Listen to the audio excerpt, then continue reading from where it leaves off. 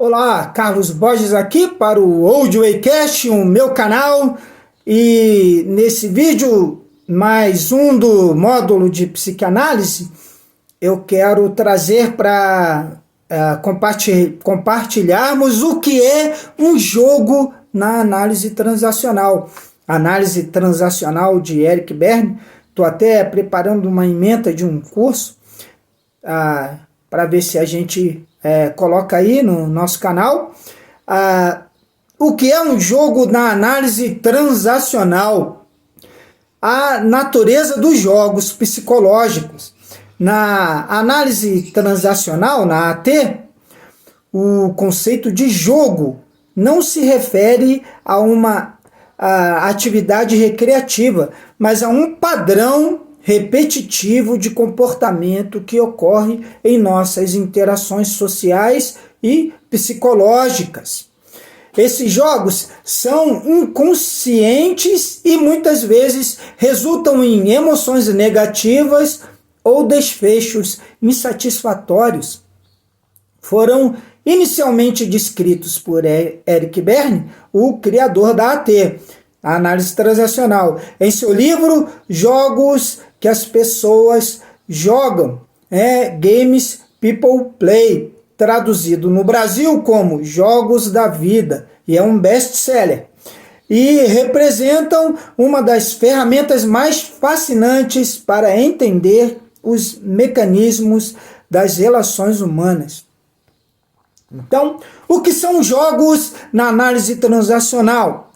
Um jogo, no contexto da AT, é uma série de interações entre duas ou mais pessoas que seguem um padrão previsível e que sempre termina em um resultado emocionalmente insatisfatório para, pelo menos, um dos participantes. Berne chamou esses padrões de jogos porque, assim como nos jogos de tabuleiros ou cartas, eles têm regras e desfechos conhecidos para quem sabe identificar suas dinâmicas. A estrutura dos jogos, um modelo de interação. Os jogos geralmente seguem um roteiro dividido em três fases. A primeira fase, isca ou convite. Um dos participantes inicia o jogo lançando um convite inconsciente para a interação. Essa isca pode ser uma atitude, um comentário ou um comportamento que sugere a outra pessoa a se envolver na dinâmica. Depois, 2, a resposta ou troca de papéis. A outra pessoa responde ao convite, aceitando participar do jogo, muitas vezes sem perceber o que está acontecendo. A partir daí, os participantes podem trocar de papéis, movendo-se pelas posições de vítima, salvador ou perseguidor, triângulo dramático de Karpman. Eu vou colocar o triângulo aí no link, na descrição do vídeo, o modelo do triângulo.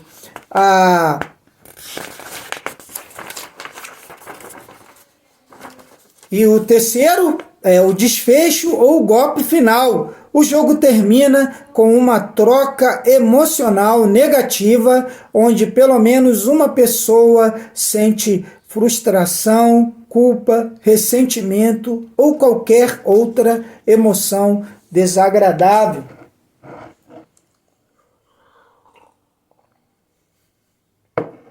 Jogos e estados do ego.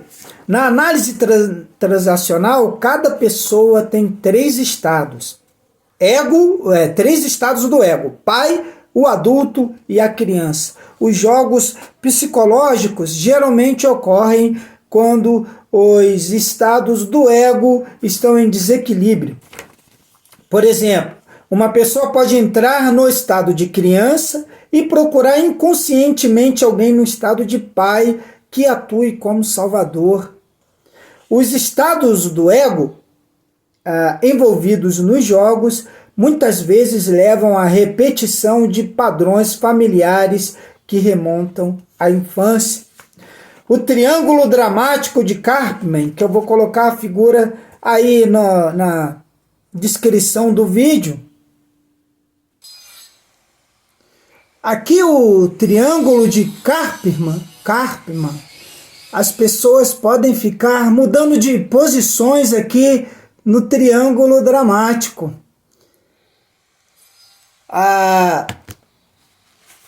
Os jogos geralmente podem ser compreendidos dentro do triângulo dramático de Karpman, que descreve 3 papéis principais nos jogos psicológicos: vítima, a pessoa que se sente impotente, queixa-se ou se coloca como o alvo de injustiças; o salvador, aquele que tenta resgatar ou ajudar a vítima, muitas vezes sem ser solicitado; e o perseguidor, aquele que acusa, critica ou pune, geralmente visando a vítima.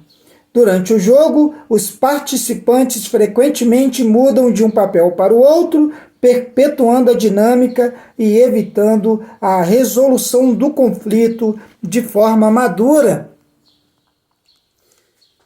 O triângulo de Karpman.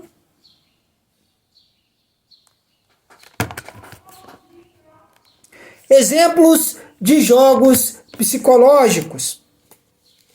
Tem um monte desse jogo no livro Jogos da Vida, né? A Berne descreveu uma série de jogos comuns que as pessoas jogam no cotidiano. Aqui estão alguns exemplos. Os nomes são muito criativos, colocados por Eric Berne. Esse jogo: veja o que você me fez fazer. Uma pessoa comete um erro ou age de uma maneira inadequada e, em vez de assumir a responsabilidade, culpa outra pessoa. Tem um jogo chamado Sim, mais. Alguém pede conselhos, mas constantemente rejeita todas as sugestões que recebe, mantendo-se no papel de vítima e frustrando quem tenta ajudar. Pega o safado. Uma pessoa tenta demonstrar que alguém é culpado de um erro, posicionando-se como o salvador ou o perseguidor.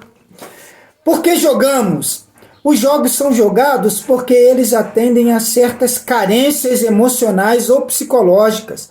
Mesmo que o resultado final seja insatisfatório, ele pode oferecer à pessoa algum tipo de recompensa emocional inconsciente, como validar crenças internas sobre si mesmo ou sobre o mundo.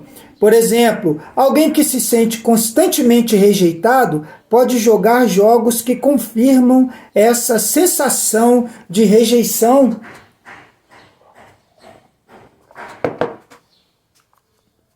Como sair dos jogos?